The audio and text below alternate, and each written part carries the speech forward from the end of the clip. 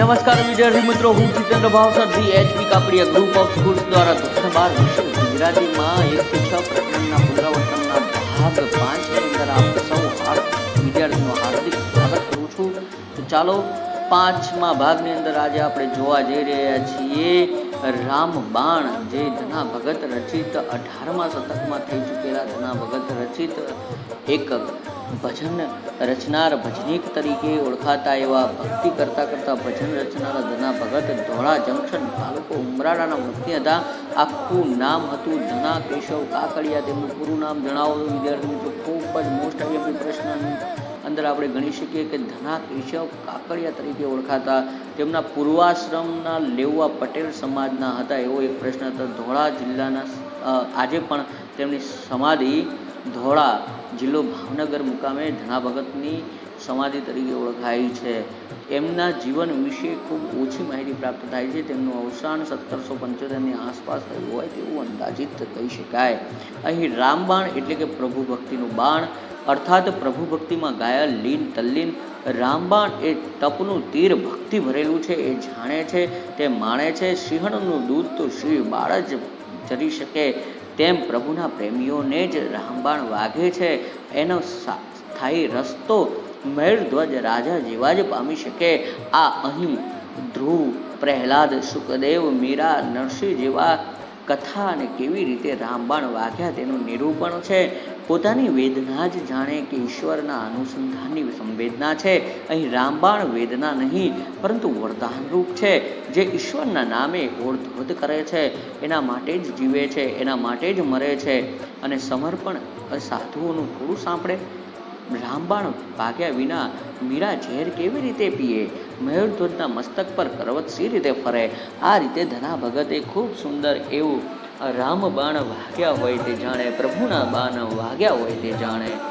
અલ્યા મૂરખ મનમાં શું આણે? રામબાણ વાગ્યા હોય તે જાણે।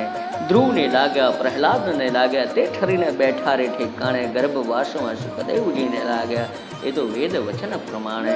મોર ધ્વજ રાજાનું મન હરી લેવા, હરી આવ્યા જે ટાણે। લઈ કરવત મસ્તક પર મેલું, પત્ની પુત્ર બેવું તાણે।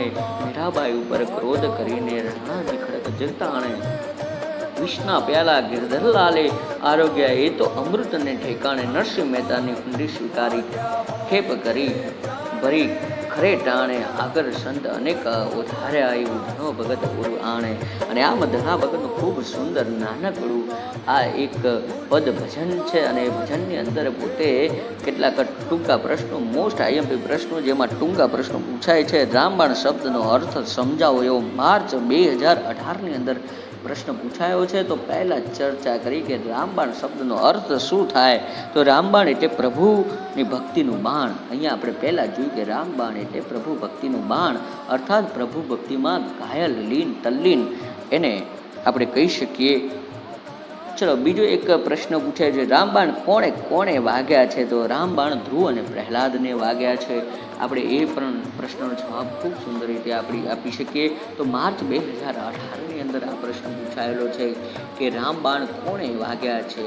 તો રામબાણ ધ્રુવ અને પ્રહલાદને પણ વાગ્યા છે। તો આ વાતને અંદર મૂકી છે। બીજો એક મોસ્ટ આઈએમપી આપણે પ્રશ્ન ગણી શકીએ તો મૂરખ મનમાં શું જાણતો નથી? તો મૂરખના મનમાં પ્રભુ ભક્તિનો આનંદ કેવો હોય તે જાણતો નથી, એ પ્રશ્ન પણ ઘણી વાર પૂછાય। વેદ વચન શાનું પ્રમાણ આપે છે?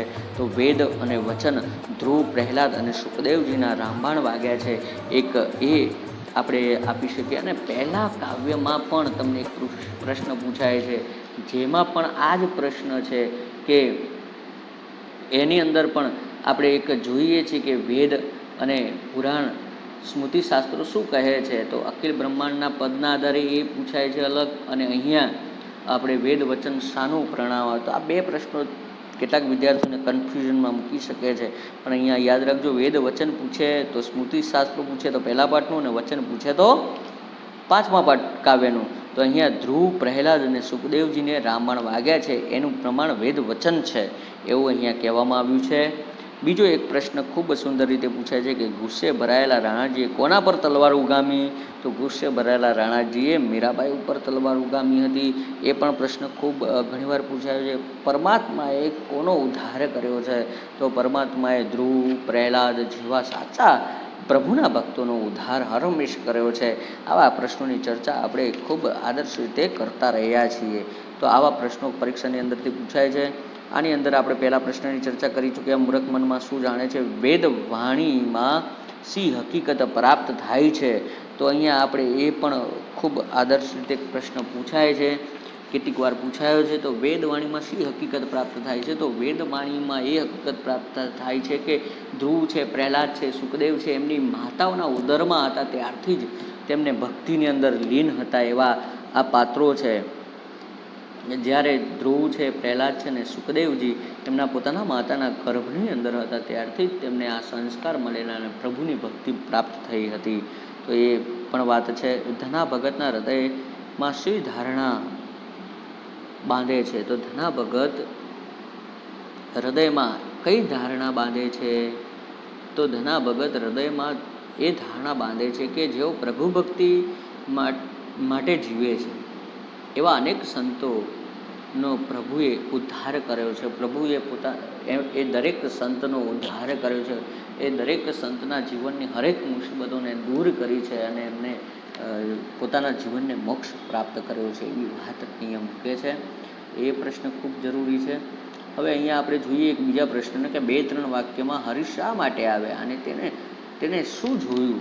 અને હરિ શા માટે આવ્યા અને તેને શું જોયું? તો હરિ મયુરધ્વજ રાજાનું મન હરી લેવા માટે આવ્યા અને બ્રાહ્મણ વિશે આવ્યા હતા અને તેમને રાજાનું દક્ષિણાંગ કસોટી રૂપે માગ્યું અને પળની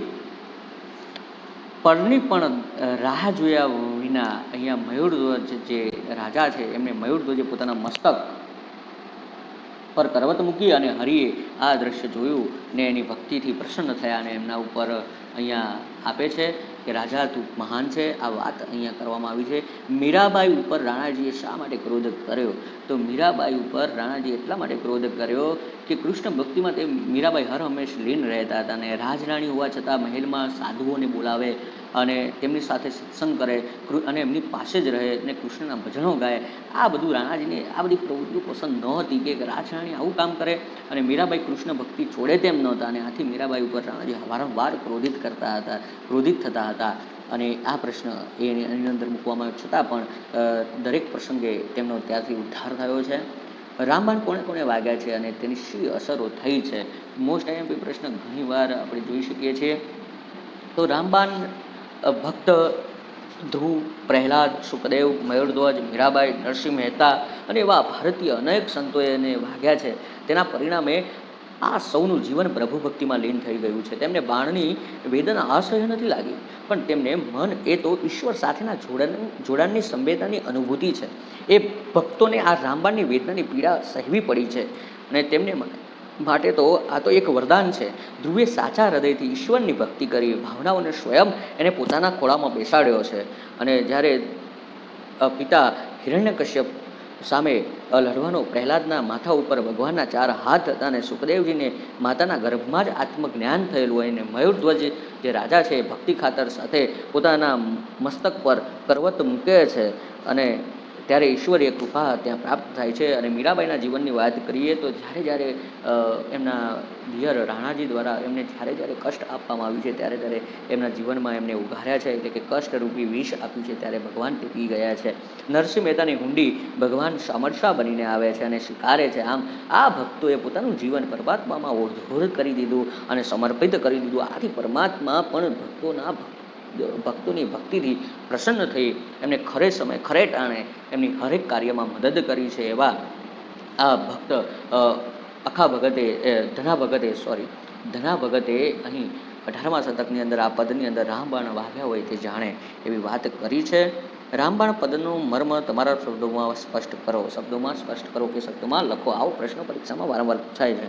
તો સાચા હૃદયથી જે પરમાત્માની ભક્તિ કરે છે તે તો અહીંયા રામબાણ જે પદ છે એ પદનો અર્થ થાય છે કે પ્રભુ ભક્તિમાં લીન એવું પ્રભુનું ભક્તિનું બાણ અર્થાત પ્રભુ ભક્તિમાં ઘાયલ લીન તલ્લીન થયેલા હોય રામબાણ એ તપનું તીર છે.